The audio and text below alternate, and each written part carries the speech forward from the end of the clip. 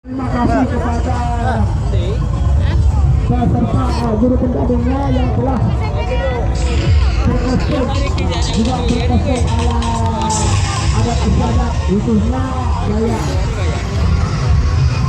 Inilah defile dari SNPN Pelajaran B7 yang akan dikawal oleh pasukan Paskibra Kecamatan.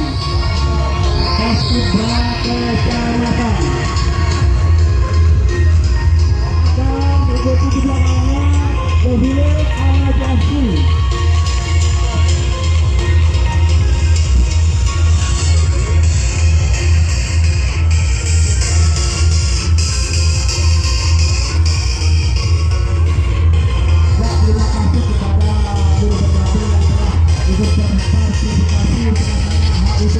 Yang diadakan oleh pemerintah desa Logosari.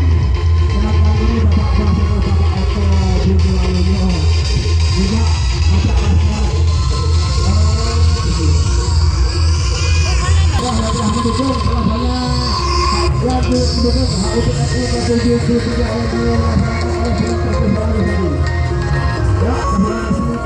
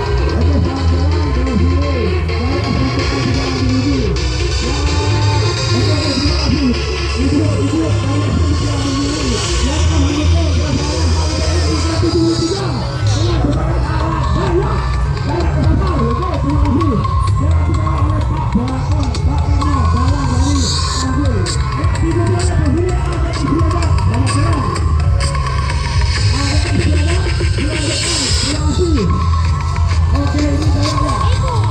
Terus,